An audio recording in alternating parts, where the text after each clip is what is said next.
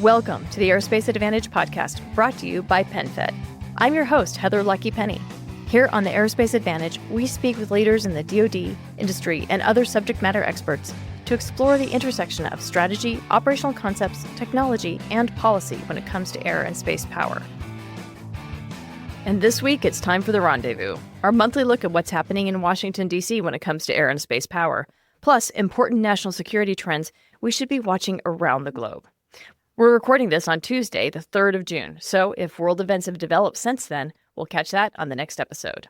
And with that, I'd like to welcome Lieutenant General Dave Deptula, Dean of the Mitchell Institute. Sir, great to have you. Hey, great to be here, Heather. And Charles Galbreath of our Mitchell team. Hey, Heather, great to be back. Thanks. Great to have you. Your space insights are always fabulous. And we've also got our Washington legislative expert, Lazer Lazarski. Lazer? Yep, great to be back. Happy summer to everybody. My goodness, yes, and it feels like it's going at the speed of light. So, Lazer, how are the defense issues progressing on the Hill? Because hearings are happening, and what else should we be tracking? Yeah, there's basically 4 issues that we need to be tracking that's directly related to defense. The first one, and we've talked a little bit about it in the past, are nominees, right? So good thing is there's no holds on military nominees. There are holds on civilian nominees for Department of Veterans Affairs, which obviously affect the vets.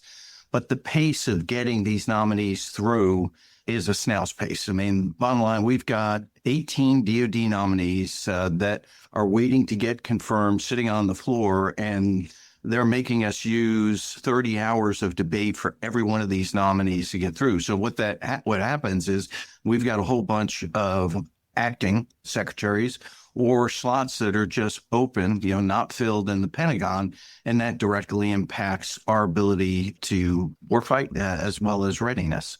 The second one, there's a reconciliation bill that is going on. It's called House Resolution 1. It's also known as the One Big Beautiful Bill, which I know people have heard a lot about. The important part of that is $50 billion in defense spending that will be used to increase FY26 defense budget as well as FY27. There's roughly $119 billion out of that 150 that they're going to put in 26. And what that does is allow us to add that on to the base budget and then get us above inflation, at or above inflation, which is critical. So that is working its way through. It's passed the House. It's in the Senate right now. It is a difficult thing to get done. They're trying to get it done by the 4th of July. They could get it done, but if they can't get it done by 4th of July, I'm not hearing anybody say that this reconciliation bill will not get completed before the August recess. And what they're really holding out there is our debt ceiling limit. And they're saying that the debts, we should hit it sometime in August. Therefore, Congress needs to go ahead and pass this reconciliation bill because besides the $150 billion for defense, it also adds $4 trillion onto our debt ceiling limit so that we can continue to pay our bills. So I expect, again, that should get done. It could get done by the 4th of July recess, but definitely it'll get done before August.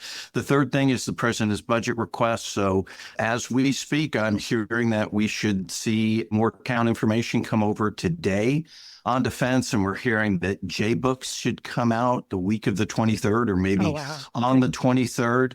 But that's frustrating for Congress because, we're having hearings, but they're not substantive. I mean, you try to ask questions about, what about this in the budget? Well, the budget hasn't been released yet.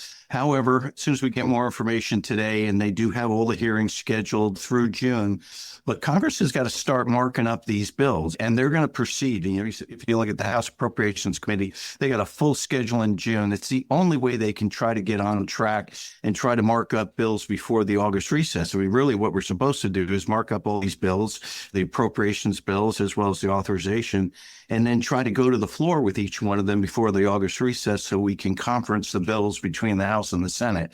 And that's just not going to happen, which is going to push us back, which is, again, pushing us into another continuing resolution.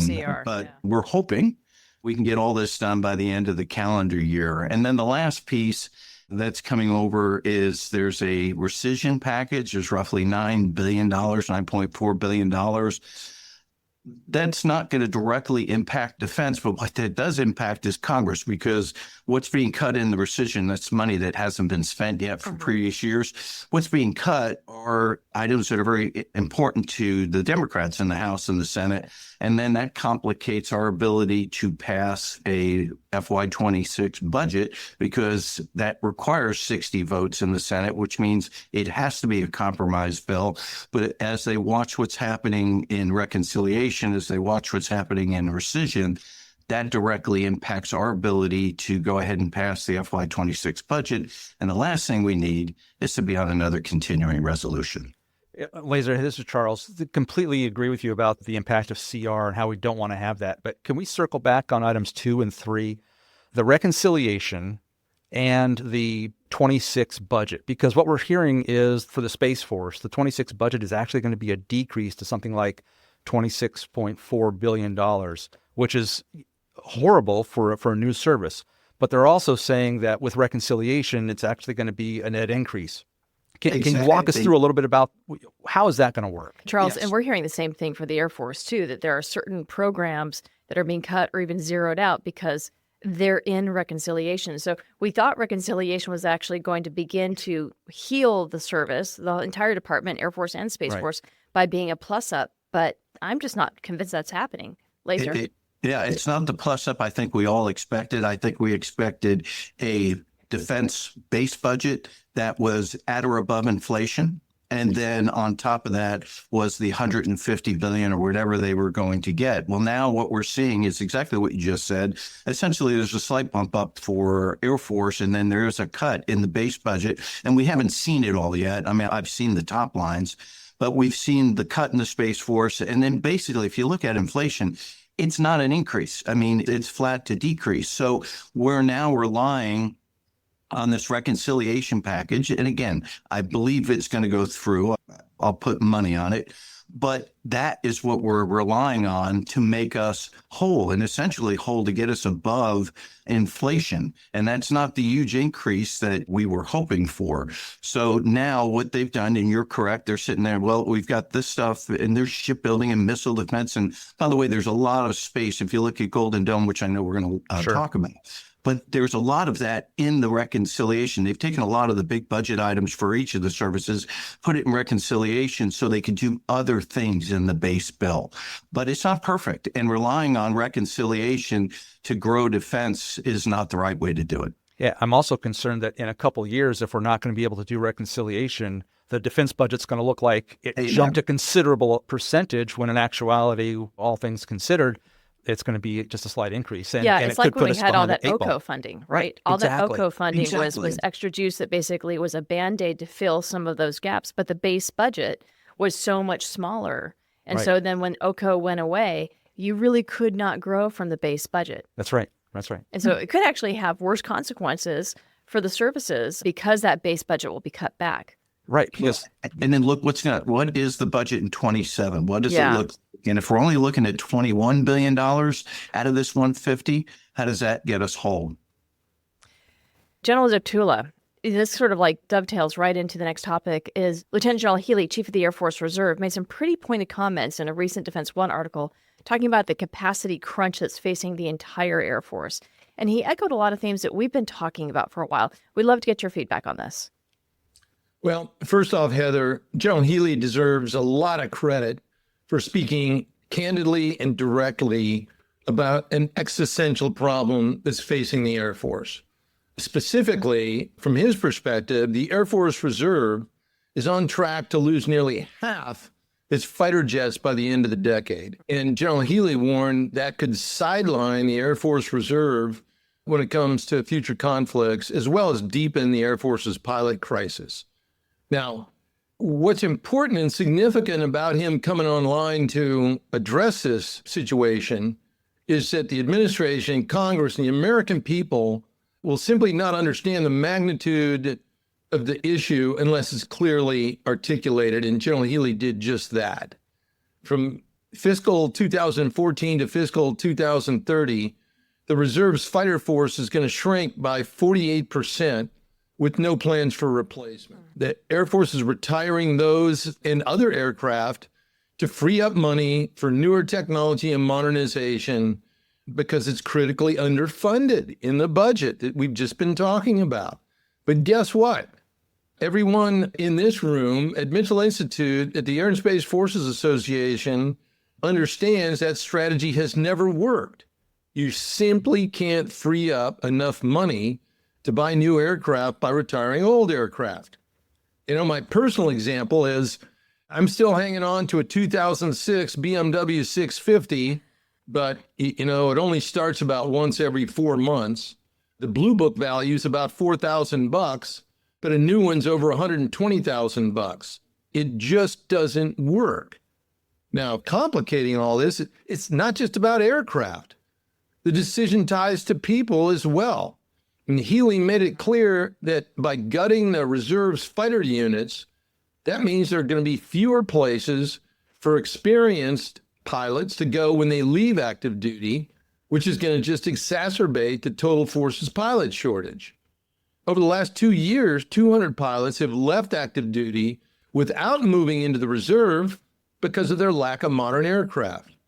So, bottom line to all of this is there comes a point where the Air Force must be funded to buy more airplanes.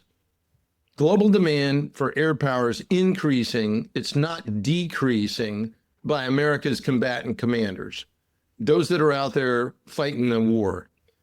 Yet, the Air Force is currently in a force structure nosedive with insufficient funding to stop its decline. And as a result, it's forced to balance too much demand across too few aircraft, too few crews, and too few maintainers. The Air Force is now in a crisis, and the recent announcement over the weekend that the administration's FY26 budget will result in less purchasing power than Biden's FY25 Air Force budget foretells a continuation of the decline in Air Force capacity. And quite frankly, folks, failure to stop this decline risks the U.S. military losing its next major regional conflict. So this is a big deal.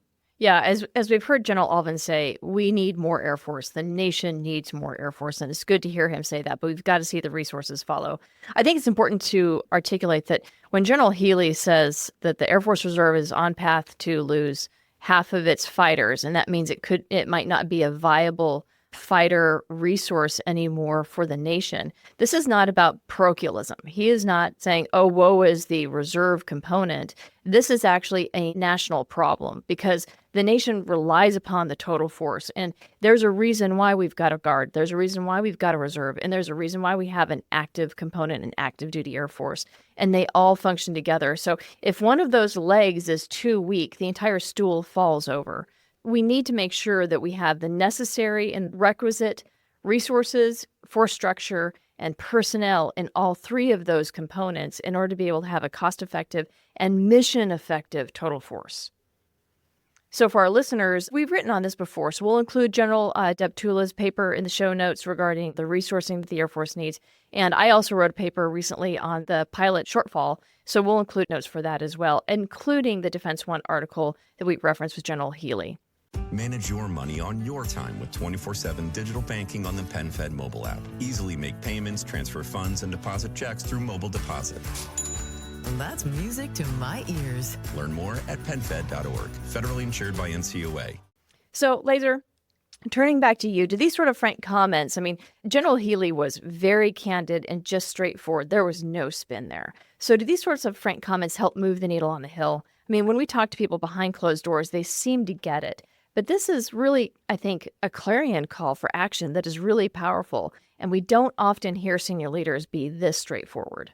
No, I thought the comments were outstanding. I thought General Alvin's comments were outstanding. And I think some of the hearings we've been seeing more of it. Listen, the frank comments made in news articles or during hearings behind closed doors, and I've been behind many of those closed door meetings when I was working for Senator Inhofe. All of them help move the needle, and they all need to continue. But when you sit there and say, well, we've said it over and over, we cannot stop saying it. And matter of fact, General Deptula You're the one that continues to say it, and you can never stop because it's so important. Not everybody agrees with what is being stated by our leaders. They don't agree necessarily on the priorities. They may not agree on the threats, but that doesn't mean we don't continue to talk about it. And like you said, as we've talked about on past podcasts, Congress has got to balance. I mean, okay, they're all supportive, but now they got to balance the priorities in the nation. So they got a national debt. We've got the defense hawks, the debt hawks. Okay, there's a balance that we have there. And then we got all the federal agencies. And I know that we know we have to have our defense. But then even each of the services, and General Deptula, you said, well, we need to take it from the Army and then we got to put it in the Air Force. But the point is that Congress is sitting there trying to balance all this, and there's only a certain amount of funding. And we just need to continue to advocate on what we're doing. I thought General Spain did a great job at the readiness hearing when he was taught. And again, I think he was echoing you, the oldest airplane, smallest force, fewer monthly flying hours, which is really concerning to me than at any point in our history. But I thought his next statement was really good. And we've said this before. Airmen have and always will get the job done, but today they do so at elevated risk. I thought that was probably the most important thing he said, because number one, we're not going to fail until we fail big time, and that could happen. But we're always going to get the job done, but we need to articulate the risk to Congress. Hey, listen, if we're not funded at this level, here is the risk. Here is the jeopardy that you're putting the nation and our force at if we don't go ahead and get the proper funding. When you talk about that funding, I kind of think of it in three buckets. You've got, the weapon system sustainment. So that's sustaining and flying the legacy aircraft. You've got production. So that's procurement, stuff that's hotline now, and investing in the future. And we know that the cost for sustainment of this legacy aircraft is just going up, up, and up. The only way to fix that is to buy new airplanes. But even as we buy new airplanes, we have to continue to invest in the future. So moving F-47 forward, moving, the advanced engine technologies forward into a production representative, and frankly, just moving those engines into production articles as well. But also, when we look towards that future force, we have to think about CCA, Collaborative Combat Aircraft. So, General Deptula, the Air Force announced that initial YFQ-42 and the YFQ-44 are in initial ground testing. So those are the first increment of collaborative combat aircraft, and they'll have first flights expected this summer. And I think that's a big deal because the collaborative combat aircraft should have faster cycle times and get to be able to reach the field more quickly than manned aircraft. But could you talk about what you think is really important about this? Yeah, well, it is a big deal because for a simple reason that it's a key indicator of the development progress toward realizing the potential capability of collaborative combat aircraft. We won't learn sufficiently if these concepts remain theoretical or stuck in a lab or on PowerPoint waved around by some entrepreneur who's got the latest, greatest idea. So rapid advancement demands flight testing in the real world.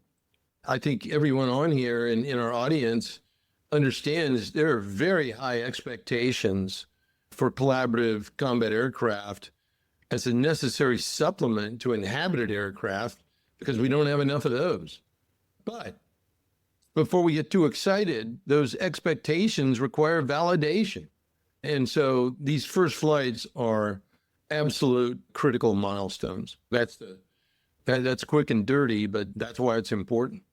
I couldn't agree more. I mean, getting those aircraft in live fly will be an important piece of not only proving out the concept, but proving out the autonomy, proving out the software, that it flies as we expect it to, that it interacts with its teammates as we expect them to, and allow us to do that fly iteration cycle that'll be really important. Because as much as we love simulation and digital engineering and all of that, it's the real world where we'll employ these things. And there is still a gap between the simulated world and the real world. So, Lazer, do CCA have sufficient buy-in on the Hill? Yeah, absolutely. In fact, they've had a buy-in on the Hill for the last almost 2 decades. We've been playing around with them, developing them, having them fly with our assets since I was on the Hill back 2016. And what frustrates me as I've watched this the whole time is we seem to be chasing a 100% solution. We love to do a lot of ground testing and testing in general, instead of going ahead and putting some assets out there and getting them out there in numbers and letting our airmen go ahead and figure out what we need, how it works. And then what does the Air Force want? Do we want exquisite? Do we want cheap? But we had LCAT, right? That low cost attributable aircraft. Well, we have CCA. I don't know what the next acronym will be, but my point is that, and General Deptula said it, okay, the ground testing, first flight, this is all critical. We need CCAs, but we actually need to get them out there. What do they have to have gear or no gear? Are they supposed to land on runways? And I'm watching the Air Force over the last decade or so or more trying to just almost reinvent itself on what it's trying to do. I think it'd be more important that we get as many of these out there as we can, get them flying with our aircraft so we can do the techniques and procedures so we can operate these things. But the other thing is they have to be out there in quantity, and they can't cost as much as a manned aircraft. Yeah. And I'll go in General Mosley. I still remember F-22s.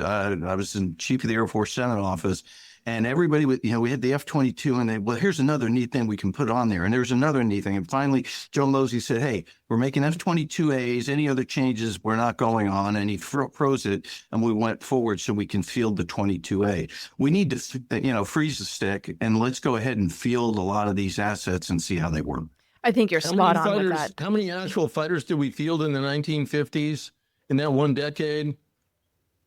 Oh, over 1,000. I'm sure. So, in terms of just quantity of production aircraft. Yeah, but even in terms of types, dozens. Oh, yeah. Dozens and dozens of different types were actually developed, designed, flown, and then went into production. That was the 1950s, for God's sake. You're sort of an inverse proportion between computational power and productivity. As computational power gets greater, our productivity decreases. Okay, enough.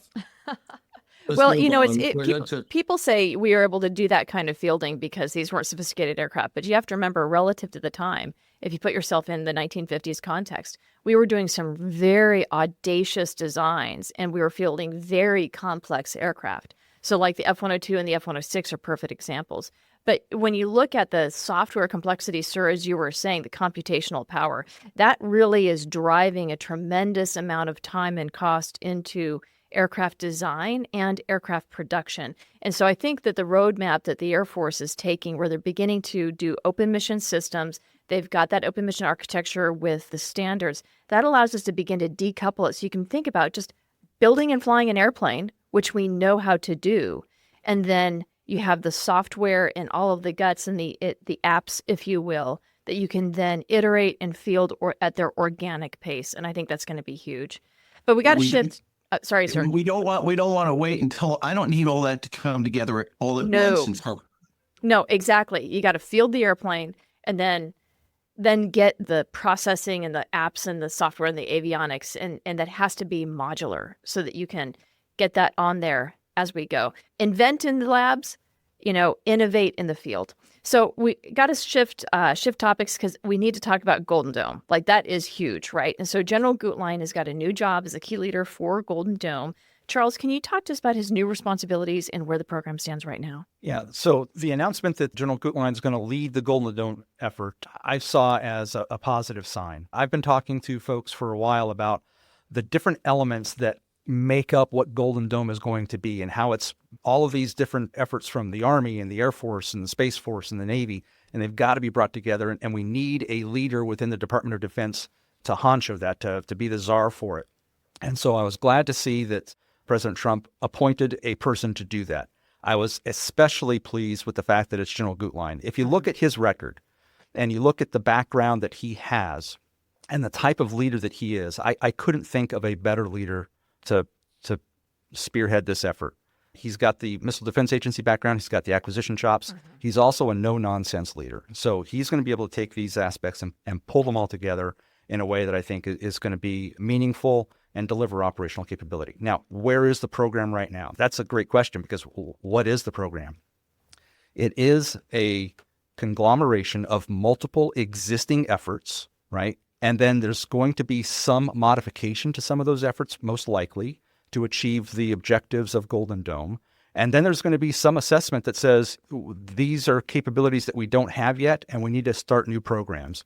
And so I think if I'm in General Gutlein's position right now, I'm looking at what are all of the pieces and parts that I can put together in Golden Dome right now that exists, what modifications need to occur, and what areas do I need to do a new start in. And then finally, it's how do I make sure that all of these things talk to one another? And they're integrated. And they're it's integrated. the Gen C2 problem, right? Exactly. So that you can have a single system of systems that delivers the capabilities that you need.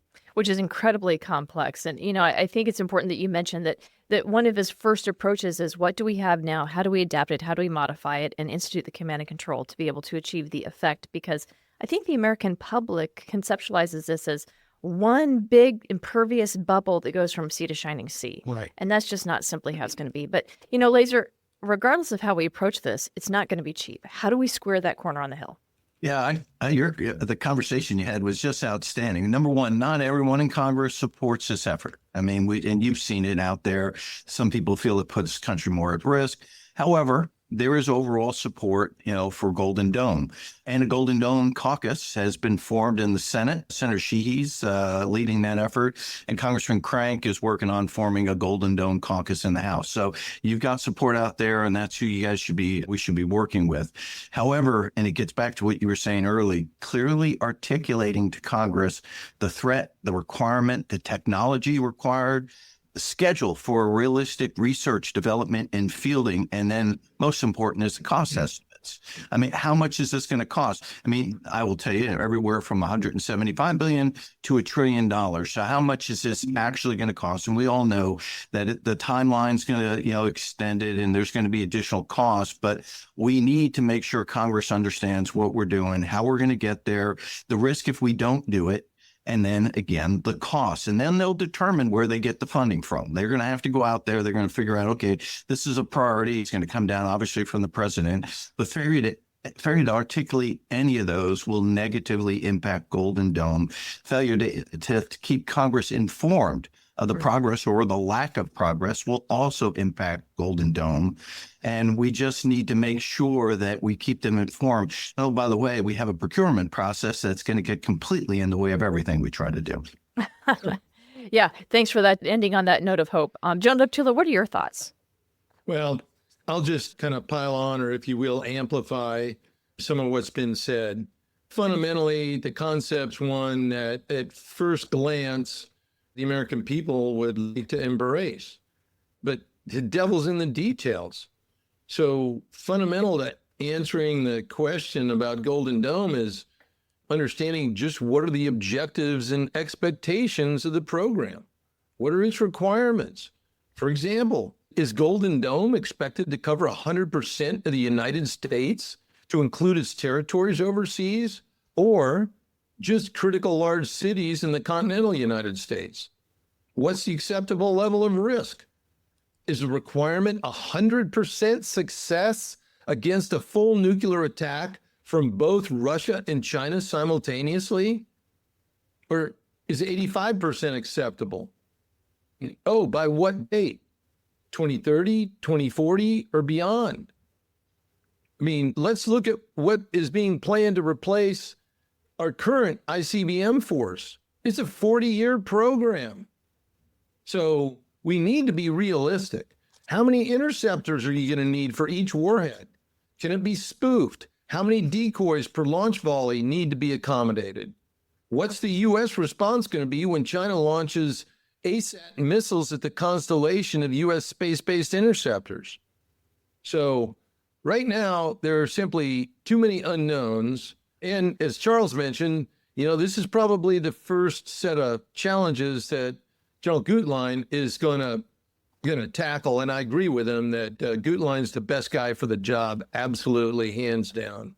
But this project was not developed like a normal major defense acquisition program. There's no concept that's yet been defined other than the general requirements that it's supposed to defend the U.S. against ICBM attacks, cruise missile attacks, hypersonic missile attacks, and all forms of drone attacks.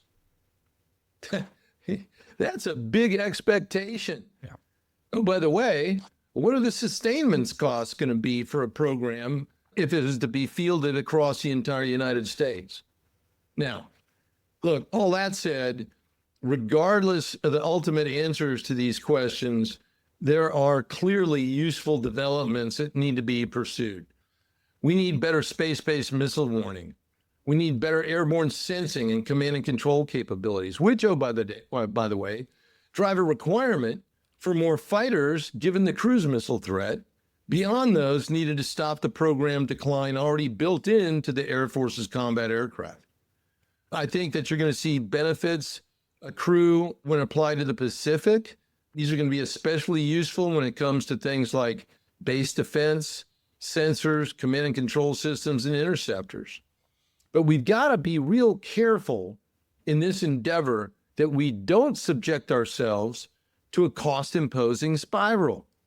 If not very careful about defining realistic goals and expectations for Golden Dome, we could end up doing to ourselves what the Strategic Defense Initiative did to the Soviet Union. It broke them.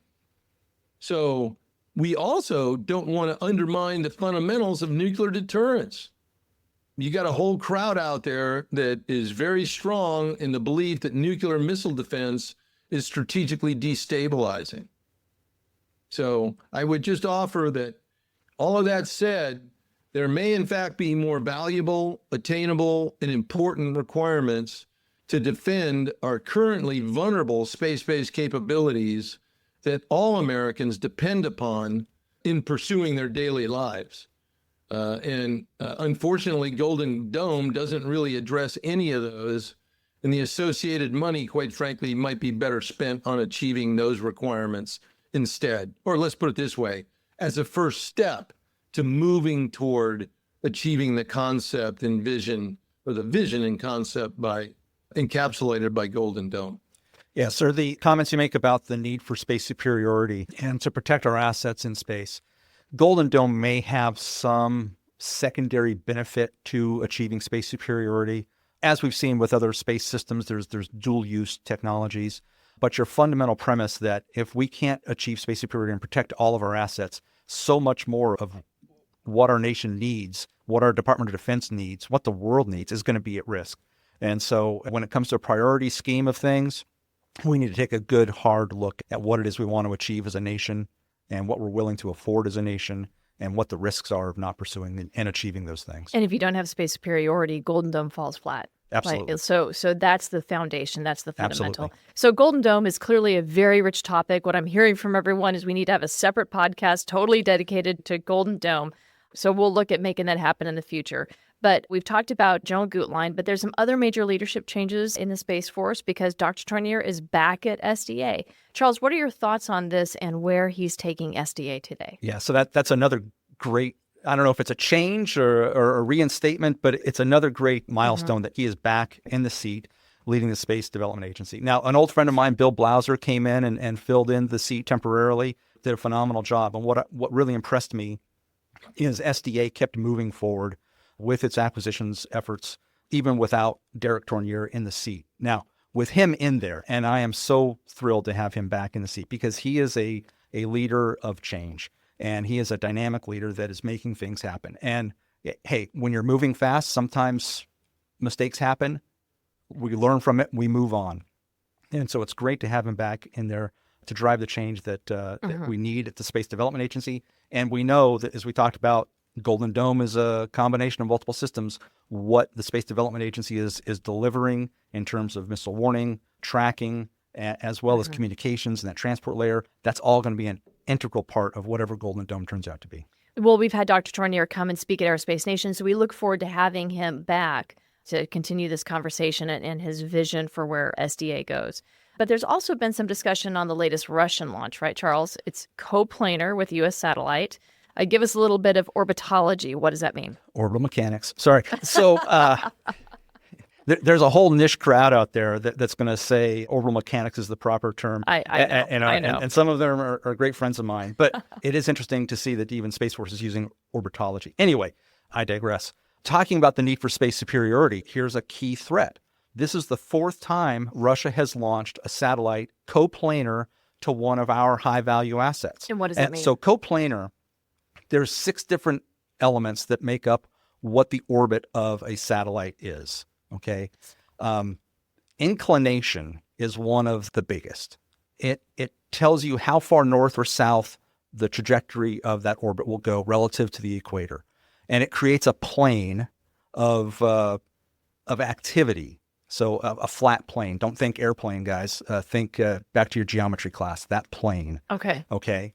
And when a satellite is in that plane doing its orbit and another satellite goes into that same plane, we know that they're going to be relatively near one another. And in the case of what Russia is doing, it is basically tailing or trailing this high-value asset from the United States. And so it's following it. What's also interesting is it's slightly different altitude, right? Okay. So the period, how long it takes to complete one circle around the Earth. A little bit longer, right? A little bit longer, a little bit shorter. And what it does is every 4 days now, it's going to have a relatively close approach to that high-value asset. This is an intentional move by Russia. And we believe that this satellite, like the others that went before it, is an anti-satellite capability, one of these nesting doll type things that will release another vehicle and could release a kill vehicle. The fact that they are doing this now for the 4th time against our assets. They are seeding anti-satellite capability. They are that absolutely is just dormant and waiting. Exactly. And they're demonstrating their willingness to use them and their capability to use them. And so this is something that we need to take seriously, and we need to establish some norms, international norms of responsible behavior, because this is not one of them. Okay, yeah, but I mean, like, if they're not going to follow the rules, right? They're going to do what's in their national interest. Well, yeah, and we need capability to... Back to space superiority. Back to space superiority. We need the capability to disrupt, deny, degrade any Russian ASAT system that threatens our U.S. assets. So it's a combination. Yeah. So Charles and General Deptula, I mean, we've had the space conversation, the need for space superiority, which is part of a prerequisite for the Airborne Moving Target Indicator mission, which we've seen some discussions to move that to space. But it's pretty dynamic these days. But what is certain is the mission is vital. The E3 is headed for retirement, given its extreme age, and we need a new set of capabilities. General Deptula, you engaged a lot with AMTI in your career. Could you explain the mission for the audience? Yeah, no problem. The bottom line is the Airborne Moving Target Indicator mission is all about providing situational awareness to our warfighters in the battle space. I would add in all domains, but fundamentally to those with the capability to destroy enemy aggressors. So it's about understanding the challenges and opportunities in the battle space, identifying airborne threats so you can avoid undue risk and take action to defeat the threat. Now, modern conflicts are going to involve highly complex air battles, and AMTI capabilities that are inherent in 5th generation and beyond at a tactical level, think here individual aircraft or a formation of aircraft, will be hugely helpful, but a higher level of operational command and control support is essential. It's the big picture, seeing what's going on across the entire theater. Now, it's not just about technology, however, and this is where we have to be careful, very careful, particularly about command relationships. It's about having trained and capable air battle managers who can synthesize all that's occurring in the battle space and then direct appropriate action. That is what is key. So we've got to work very hard to protect that talent. And unfortunately, after divesting the E8 J-Stars and having the E3 inventory, we lacked enough platforms to train and retain the air battle managers necessary for success in air warfare. We've talked a lot about this. I mean, the need to be able to have the human capital, the talent that understands not only what the big picture means that they're getting from all their sensors, but then how to move, maneuver, manage, warn, create initiative within the battle space, and all of the motherhood administration that goes back from launching alert aircraft to moving tankers and so forth. It's really fundamentally comes down to the people. But, Charles, we've heard AMTI is moving to space. I'm kind of thinking it should be more of a layered approach, right? A layered approach would be the preferred option. Certainly, you get some additional resiliency as well as capabilities when and where you need it, and having options. Mm-hmm. Having options for decision makers is always the right choice. Okay. Yeah. Amen. Right. But we need to look at what we can do, what we can afford, and what needs to happen. So AMTI from space, and we learned recently that there's already some on-orbit demonstrating capability here. Mm-hmm. The decision was made to partner with the NRO because they already had some efforts that we could leverage those technologies and those programs to accelerate the delivery of on-orbit assets. So it's not a complete surprise that we have on-orbit demonstrators in place now. And it's, as you were talking about earlier, it's how do we work out how we use them, what TTPs we need to develop, et cetera. How does it all fit together? And so I think some of the demonstration is probably proving that out. Certainly don't have the mass on orbit to deliver a full global AMTI at this point, but I would be surprised if some of those on-orbit assets right now aren't used in a residual operational capability. So you do your demonstration, there's life left in the satellite, as is often the case, there will be some limited operational capability probably from those assets. I think it's really important what you mentioned about needing the mass on orbit to be able to have a global capability, because just because you have satellites up there, they're only on sort of a linear orbit around the world, and there's a periodicity. Right. So it only is overhead at certain moments in time. And that's one of the reasons why we need to have the E7 to not only fill those gaps and be able to go anywhere we need it to, have that AMTI when and where we need it to, but in areas where there isn't that orbital coverage. Yeah. Having done demonstration satellites before, what we're probably seeing is a ring of a few satellites in a particular plane. So back to orbital mechanics here, in that orbital plane, and the Earth is going to rotate underneath that. So you're not going to get global coverage from a single plane. When you put up multiple planes in what we call a Walker constellation or some other constellation of satellites, that's how you can get your global coverage. We're not there yet. Yeah. And ultimately, the E7 will be crucial because if something happens in space, we need to be able to have that resilience for this battle space picture, because battle management, as we've learned, is a core element of how we employ air power in the West. Yeah. But General Deptula, the E7, as I mentioned, is supposed to be part of this broader solution, but news recently leaked suggesting that it might be on the chopping block. So can you explain what's at risk? Yeah, carrying on this conversation, I mean, in today's contested skies, resilient domain awareness is non-negotiable. General Saltzman, Chief of Space Operations, testifying last month, underscored the need for a layered approach to moving target indications writ large, combining space, air, and surface-based capabilities to ensure redundancy and resilience. So, the point is, space-based capabilities alone can't shoulder this burden, particularly against pure adversaries like China or Russia, where robust air battle management is essential for coordinating complex operations.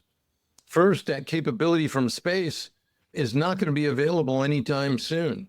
As Charles mentioned, there's some demonstrations out there, but demonstrations are a lot different than a deployable operational system. And second, and this is the point we talked about earlier, neither the National Reconnaissance Office or the Space Force have the capability or the capacity in terms of trained personnel to provide air battle managers necessary for success, nor should that be in their job jar. Now, here's the problem. The E3 is no longer up to the task. With only 16 aircraft remaining after the aggressive divestment of 15 aircraft to fund E7 rapid prototypes, the E3's only got a 37% mission capable rate. And that signals, again, a crisis within the crisis the Air Force is already experiencing in terms of declining aircraft. These aged out Boeing 707 based aircraft simply can't meet global demands, and that leaves critical gaps in our ability to detect, to track, and to manage air operations. Now, what the E7 provides is an advanced radar, modern communications, and global reach, and all of that is poised right now to restore these capabilities until we might get to some future time point where we can at least board some of the sensing to space-based sensors. But Air Force leaders have been really clear in recent testimony. They need this system, and they need it now because the E3 is on a rapid sunset, and there's no other near-term alternative. Matter of fact, we talked earlier about the Golden Dome concept. Well, it could grow the need for additional E7s to detect and track and hand off cruise missiles for defense against a cruise missile attack. So the Air Force needs the E7, and it needs it now. Thank you for saying that, sir. I mean, I think that what you said is completely spot on. From everywhere from the human talent, the air battle managers, to the different phenomenologies, the different look angles, and how we can look at a space-based AMTI architecture integrating with E7s really provides the optimal solution. So, Lazer, I'm guessing that the Oklahoma delegation, particularly Representative Cole, is probably tracking this issue closely. How do you think this is going to play on the Hill? Yeah, I don't know how ultimately it's going to play on the Hill. I am hoping that smarter minds listen to what General Deptula has to say about the need for the E7. Chairman Cole and Senator Mullen, who's both Senate appropriator, and he's also on the Senate Armed Services Committee, and the whole Oklahoma delegation has been tracking this issue. And honestly, since the time I've been in there, we've been highlighting the fact that the E3 was deteriorating. We needed a replacement, and they just kept kicking that down the road until we are where we are right now. But they're going to do what's best for the nation. And again, as General Deptula said, best for the nation right now is to avoid that capability gap and field the E7. All right. So, and they're going to, I think that there's going to be some tough discussions. It's going to be a funding issue, but I will bet you, given the capability gap that we will have if this E7 is not fielded, that there will be funding in there. Now, how many E7s do we get? I mean, that'll be the other thing. I mean, that's one thing we've always talked about. I mean, we need to fully field the E7 fleet, not just another, high demand, low density asset that's out there, because then we're going to run it into the ground just like we're running the E3s into the ground. And again, continue the research development as we talked about future capabilities in space. But the one thing we've also talked about, and you talked about resiliency, but it's redundant capability, right? That provides you that resiliency. Yeah. Exactly. So have the space capability, but also have the air breathing capability. That way, if one or the other is threatened or taken out, we still have the capability. Yeah, the term redundancy has this negative connotation, like we got to avoid redundancy. Well, you need to avoid unintentional redundancy. Redundancy, when you plan it, is called resilience and additional capability and options. So there's nothing wrong with redundancy when you plan to do it that way. Yeah, especially because it gives those options, whether or not you're the air battle manager leaders, or if something pops up around the world and not just one little spot. I think folks need to realize the E7 is actually in production. Our allies are buying this. They're employing it right now. As a matter of fact, we've got air battle managers deployed out to Australia to integrate with the Royal Australian Air Force to maintain their skill sets. So what's going on with why this is taking so much time? Why aren't we just buying this commercial off the shelf? Because we don't have the reach. The Air Force has been underfunded for over 30 years. This problem was raised 20 years ago. And the solution was to build the E10, which combined both GMTI and AMTI on one platform. And what happened? Well, hey, we got to give $65 billion a year to the Army. We don't have the money. So therefore, the E10 was canceled. Along with terminating the F-22 at less than 50% its design or desired procurement numbers. So, we've gotten to a point where all these bills are coming due now, and it's becoming critical. I don't want to sound like Chicken Little, the sky is falling, but I'm here to tell you the sky is falling. And it's time to get very vocal about bringing these facts home, because if we're not vocal, no one's going to pay any attention, and we're going to end up losing the next conflict. And as all of us on here, and unfortunately, John and Susie Q. Public don't understand the only thing more expensive than a first-rate Air Force is a second-rate Air Force. And that's the direction that we're headed in right now. Well, and I think also when the Air Force looked at the E-7, they wanted additional capabilities. And I would ask, can we just buy what the current configuration is right now and then continue to modernize as those capabilities begin to mature and then integrate them at that point? So last but not least, General Deptula, on Sunday, we witnessed Ukraine take the fight deep into Russia with attacks against 5 Russian air bases that hosted long-range bombers. So what's your assessment of this attack? Well, Ukraine strikes reflect a clear strategic logic, degrade Russia's ability to project air power and disrupt their operational tempo. So by targeting these air bases deep within Russia, Ukraine sought to, number one, reduce Russia's bomber sortie generation capacity. Number two, force dispersal of Russian aircraft. Number three, impose psychological and strategic cost on Russia's homeland defense narrative. And finally, demonstrate capability and resolve to Ukraine's international backers. Now, these are classic goals of a strategic air campaign and a demonstration of Ukraine taking an effects-based approach to accomplish strategic attack. As the old saying goes, necessity is the mother of invention. Ukraine lacks a modern air force. They don't have any long-range bombers. They don't have any stealth aircraft. They've got very limited suppression of enemy air defense capability, and they don't have a robust ISR strike kill chain. So what they did was they had to come up with an innovative means to effectively project power to accomplish their desired effects. And their solution was to develop cheap, easy to produce, and tactically effective precision-guided munitions in the form largely of quadcopters with explosive charges that could effectively be used through, again, another innovative delivery means using long-haul trucks as aircraft carriers to get close enough to the Russian air bases to effectively launch their attacks. So with this attack is pretty significant because I think it demonstrates that Ukraine very much has the potential to win this fight, as they are vastly more creative and motivated than the Russians under Putin. And I would just wrap this up by saying, if there was ever an example since World War II of a nation fighting against all odds for the freedoms that our own nation regards as inalienable, it's the people of Ukraine.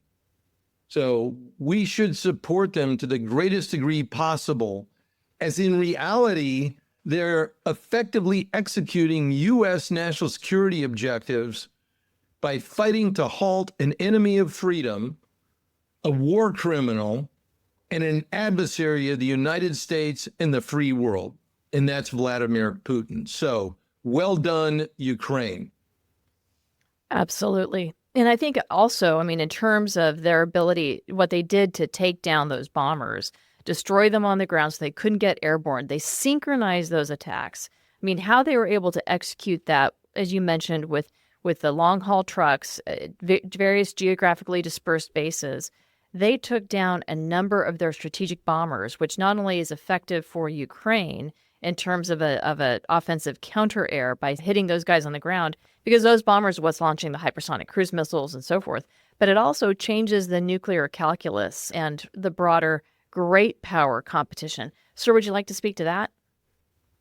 Well, what I really want to highlight is what you said in there is what they've done is they executed a classic counter-air campaign. And too many people get hung up on thinking, oh, counter-air, and you've seen it in some of the nonsense coming out of some of the neophytes pontificating in the defense media about, oh, well, air superiority means shooting down airplanes in the air. No, it doesn't. It means taking away an adversary's ability to project power in the third dimension. And they executed that very well. But I think they had, back to your new question, they actually stayed away from, let me do it in a positive context. They actually went against those aircraft that have been launching missiles against Ukraine writ large and stayed away from some of the nuclear-only aircraft. So That was part of their calculus. Yeah. So were those bombers that they attacked, were those dual capable or were they simply conventional? The majority of the bombers that they took out were the Tu-95s, which the majority of the aircraft that have been carrying long-range missiles that have been used against Ukraine. But this doesn't mean that traditional, as you mentioned, sort of the fighters, V-fighters and whatnot, that doesn't go away. That requirement doesn't go away just simply because the Ukrainians launched this very unique attack using drones and quadcopters. We Right. still No, need to have the absolutely. requirement. This was like I said, this is a classic effects-based operation that they're forced to do because they don't have those other means to otherwise accomplish these kinds of attacks. Yeah, that's really a crucial point. One of the reasons why the Ukrainians are so creative in how they're employing drones and doing all these other operations is because they were not equipped with a traditional Western-style air power. So they have been having It's to... also important to remember, Heather, that they are very much seeking to modernize their Air Force by doing that, training and executing and trying to acquire more modern Western aircraft. And the examples of the F-16s that they're getting, the Mirage 2000s that they're trying to incorporate. And unfortunately, the past administration and this one now today are really slowing them down in that transition. And that needs to change. Folks, anyone else want to chime in here? No, hey, Lucky, I've got to go to the hills. So great being on the podcast with everybody. Look forward to next month. Thanks, Lazer. Hey, Heather, great session today, and look forward to hearing this one when it all gets produced. Hey, Heather, thanks for having me. You know, when General Deptula was talking about the AMTI question, and he didn't want to be Chicken Little, but the sky is falling, what hit me was, and we lack the AMTI to know that it's falling. That's a good one. And with that, I'd like to extend a big thank you to our guests for joining in today's conversation. I'd also like to extend a big thank you to you, our listeners, for your continued support and for tuning into today's show. If you like what you heard today, don't forget to hit that like button or follow or subscribe to the Aerospace Advantage. You can also leave a comment to let us know what you think about our show or areas that you would like us to explore further. As always, you can join in on the conversation by following the Mitchell Institute on X, Instagram, Facebook, or LinkedIn, and you can always find us at mitchellaerospacepower.org. Thanks again for joining us, and have a great aerospace power kind of day. See you next time.